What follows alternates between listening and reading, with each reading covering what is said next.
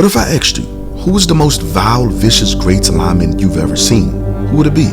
There are a few that come to mind. One in particular, Comrade Brawler. Merlin Olsen says, "Get off of my jersey." He's got a hold of his jersey. You see it there? There are still hunted stories told about him alongside NFL campfires. And I think Goldberg's the only guy that ever really got me to a point where I was angry enough to take a swing. Take a look at Goldberg unloading the haymaker on Olsen. I tell you, he's a mean daddy. But when it comes to the boogeyman,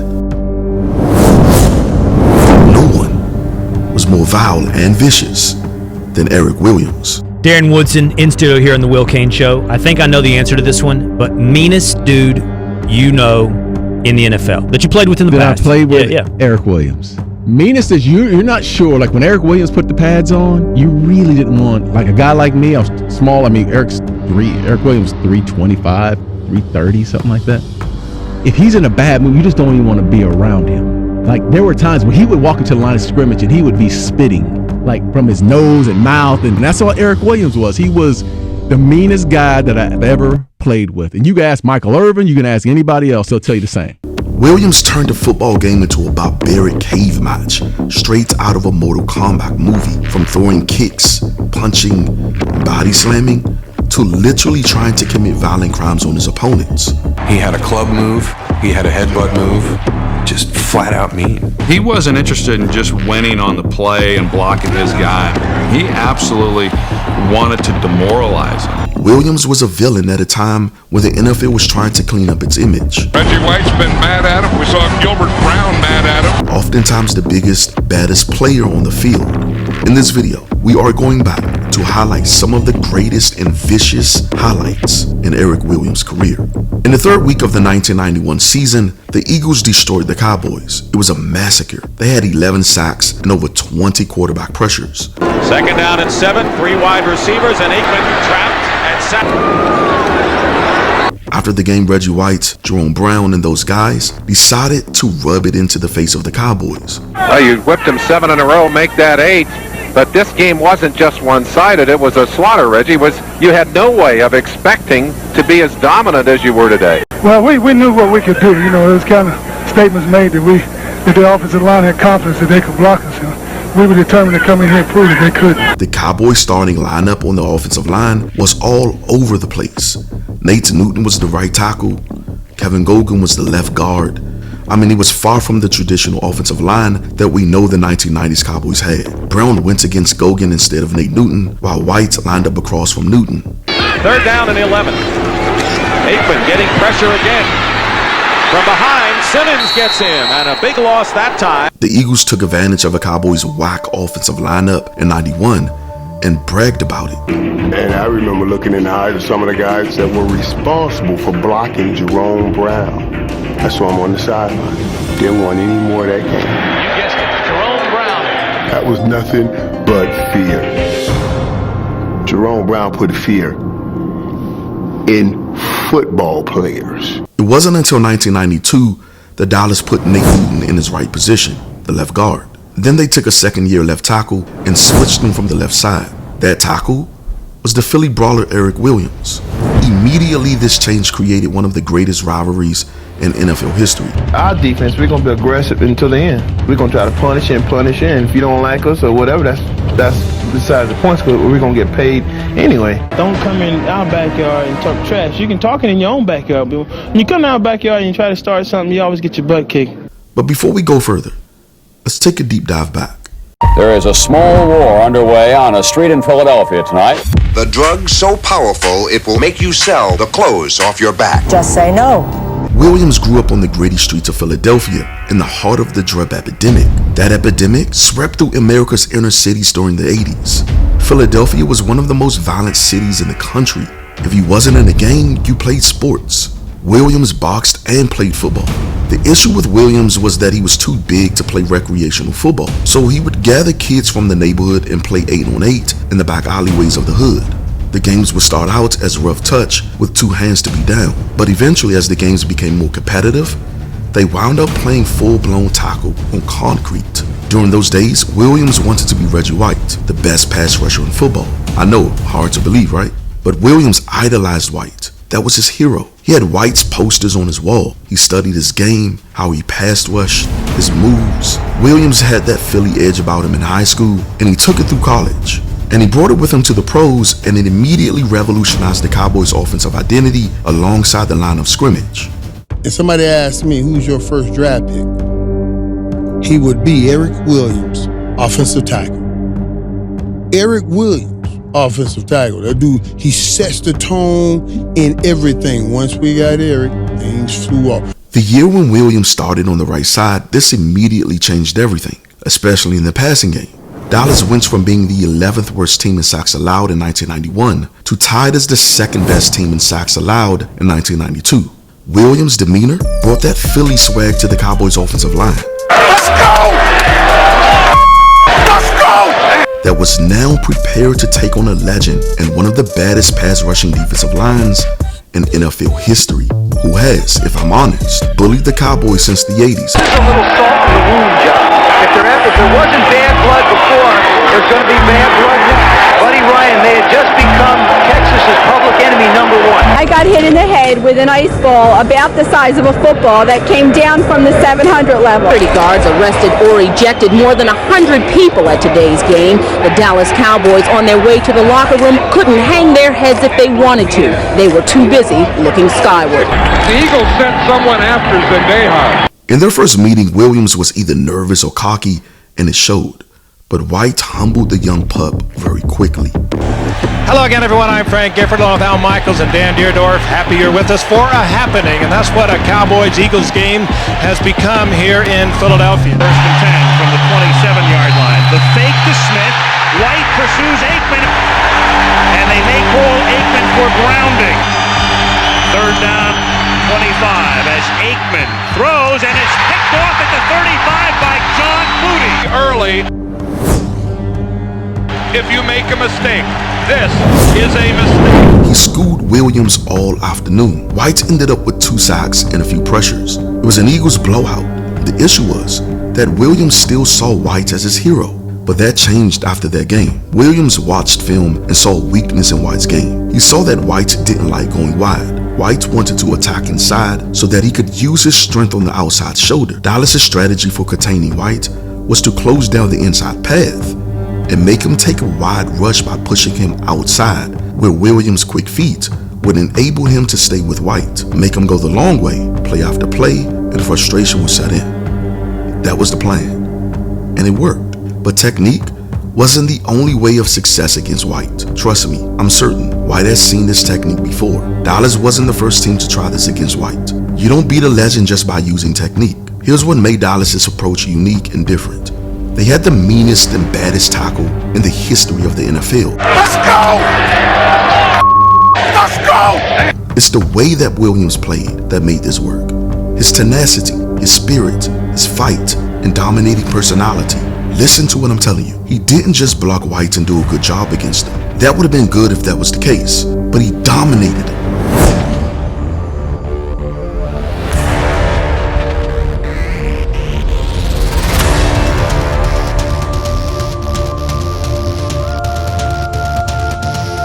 White adopted that Philly swag in the 80s and used it against the Cowboys for years. But Williams lived there his entire life, and he brought that swag and street grime to this fight, something that White wasn't used to when he was playing against the Cowboys. And for the first time that I can remember, White didn't know how to punch back. Switzer tell us it's hog butchering time, and that's when these guys start to assert themselves in November. Williams literally punched him, scratched him, kicked him, bit him. White said Williams even did a WWE eye poke and blurred his vision one time. Williams was able to reduce one of the greatest rushers of all time into a non-factor. Well, we knew what we could do. You know, there was kind of statements made that the offensive line had confidence that they could block us. We were determined to come in here and prove that they could. White spent his matchup against Williams in both Philly and Green Bay, just trying to survive and stay alive. White is just screaming at the fans in the stands. And to a lot of Cowboy fans, that was satisfying. I'm sure you remember the bounty games under Buddy Ryan and how the Eagles dominated Dallas for years because we weren't tough enough to survive in the trenches.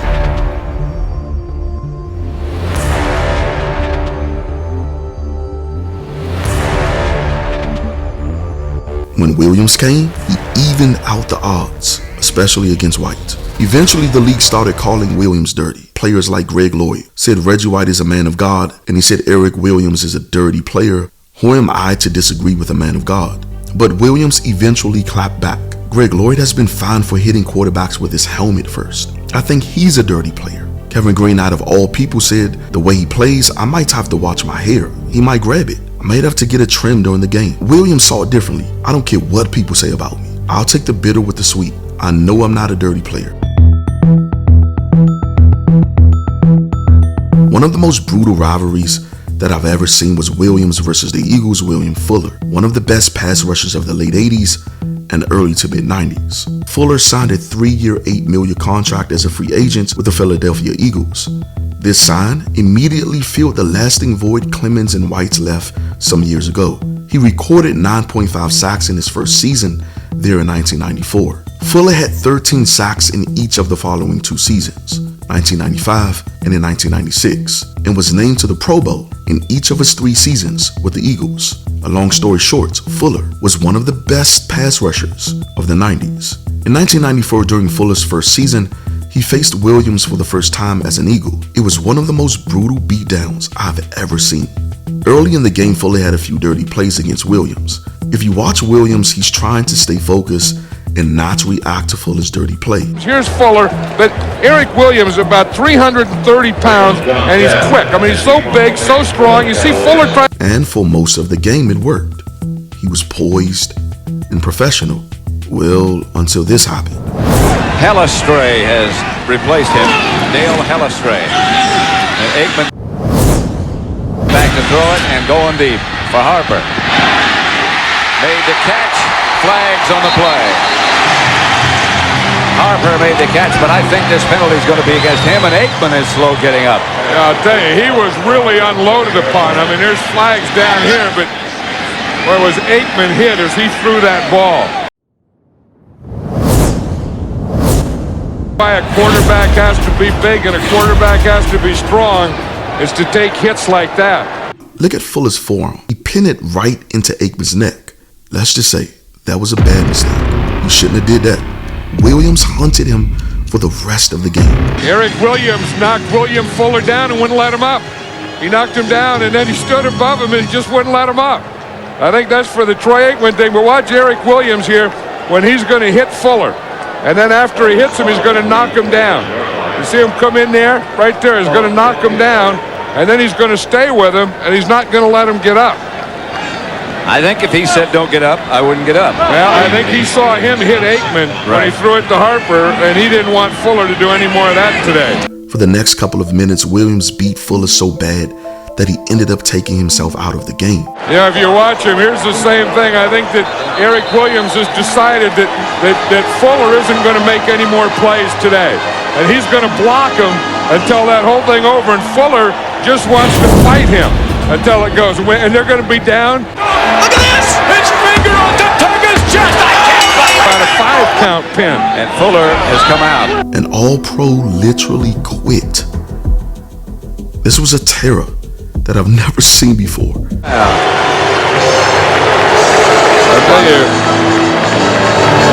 I think Erik Williams did everything to Fuller that you can do. And that's what you like in an offensive lineman, that you don't have to be passive to be an offensive lineman. And that's what Erik Williams brings to this offensive line of the Cowboys, a defensive mentality, a certain toughness that you can take control of a game. And when your quarterback gets hit like Fuller hit Aikman, you retaliate. Look at him helping him up off the ground. Williams turned this into a UFC matchup. He beats Fuller until he's submitted, until he pinned him out. You gotta understand, Fuller is one of the best pass rushers in NFL history, with over 100 sacks in his career, and Williams treated him like he was a C player. Just watch, here's Williams again, and this has nothing to do with the penalty, but just when he gets into the point that, you know, that he's had enough and he's going to use his toughness, and he's in a groove now that he's just darn near with one punch, he's just knocking guys out. I mean, he's knocking guys to their back, and then he's jumping on them and punching them and doing about everything you can to a defensive guy. And his elbow's hurt. He's not 100%. Yeah, and then you just kind of take a knee and have... There was no rivalry before, it was one now. In 1995, a year after that massacre, Williams and Fuller met up in the NFC divisional title. This was an all-out war. They mauled and clawed each other all afternoon. Williams completely took Fuller out of the game and dragged him back to the streets of Philadelphia. But this is an old story. You know, we talked about William Fuller, and it goes back where Fuller was taken out of a game because Erik Williams had beaten him so bad. Ray Rhodes even told a story when he first came here, because Fuller's leader, he wouldn't show the team. They wouldn't show the team that film because he didn't want to see his team leader getting beaten the way Erik Williams was beating Fuller. This is still fired up, and that time, it's not with Fuller now. It was with Andy Harmon that last play. In fact, I don't even think Fuller's in the game anymore. No, he's not.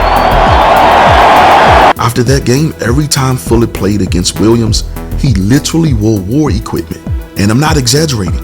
I'm talking face shields, goggles, head protection, war equipment. He has a shield now. Yeah. He's wearing goggles and shields and everything in his eyes. And he knocked the contact out then, and then he's just punching him. I mean, Erik Williams threw that right, and then Fuller's thing, because this is more, again, this is more than just pass rush and pass protection. This is as close to a street fight as you're going to get. In 1997, the Cowboys was a shell of who they were in previous seasons. The Giants had some great defensive players who stood up after the retirement of Lawrence Taylor. Players like All-Pro Jesse Armstead and Jason Sehorn. But it was the legendary Michael Strahan who really dominated. Strahan had to line up from across Williams. And let's just say Williams should have gone to jail after the game was over. According to Strahan, at some point in the game, Jesse Armstead began talking trash to Williams.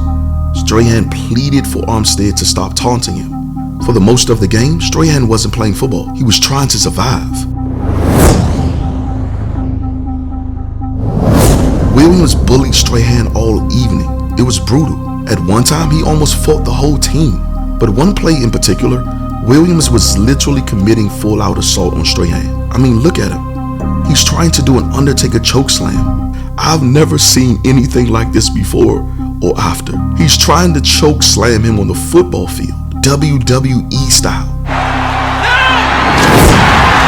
If this was today, Williams would be taken to court and sued for assault. Strahan went on to call Williams the meanest player he's ever played against. Yeah, I bet he was. How many players played like Williams played in the 90s? Like vicious style of playing football? I want to know. If you got some names, let me know. Until next time, make sure to like the video and subscribe to the channel. And as always, thanks for watching.